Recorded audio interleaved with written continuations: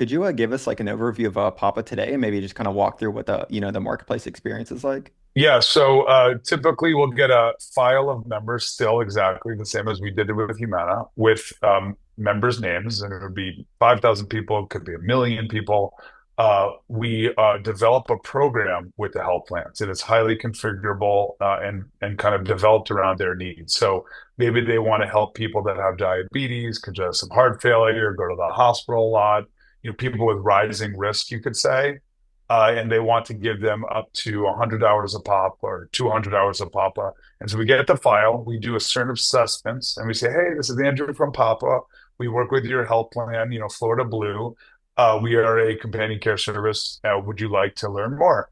We take them through an assessment. We do a loneliness assessment. We do that throughout the program. We do an unhealthy days assessment, which is a CDC terminology, and we do some other things like social health and fall risk and digital health capabilities. And so we've really become more of a strategic care network, rooted in companionship, but also there to help influence the members in positive ways. So we say, okay, great.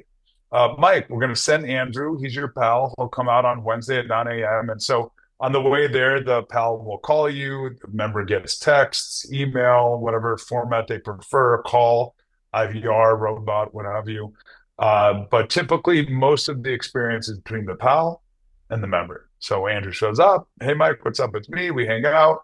We go to the doctor. We go to the grocery store. I help you with light bulbs. I notice you have no food in your refrigerator. I ordered you some food through your benefits that you get through the health plan. So I become like your health advocate, your companionship provider, and then also kind of an extension to your family. All of that is fully automated and tech enabled. My team would say like 90%. I'd say like 94%. Um, and that's it. And then after, your pal could schedule your next visit, you could do recurring visits. And then we work with the health plan. So we're a three-sided marketplace, which makes it very confusing, very complicated. There's rules that the health plan has that counter into or kind of against what the member may want. The member may want things that are completely ridiculous. Like, we've had pals go there and the members like, oh, can you fix my plumbing and get on my roof and like paint my house? We're like, that's not what we do. Then the member calls the health plan, complains, calls CMS, the ruling body, and complains. CMS says an audit on Papa because we didn't paint the guy's house.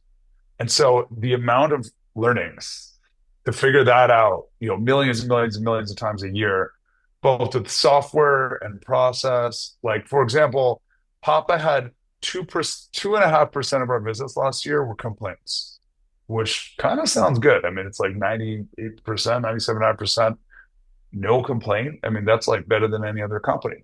However, in Medicare, there's a rule that you have to track and document every single complaint, even if it's wrong, even if it's racist, even if it makes no sense, whatever. If a member called, I have a complaint, you must document it and send it to the government.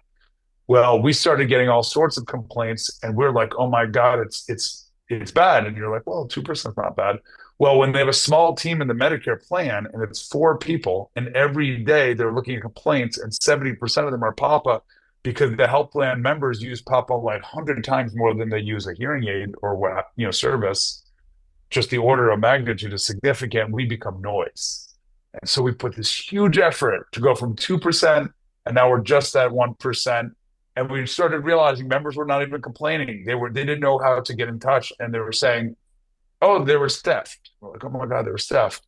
No, there wasn't theft. They stole my hours because a pal left 1 minute early, and the member was worried, even though they were wrong, that they lost. Out of 100 hours, they now have 99.8 hours, not 100. So there's just like a significant amount of learnings, and then over time, technology, which now allows us to have these like kind of amazing KPIs across the platform.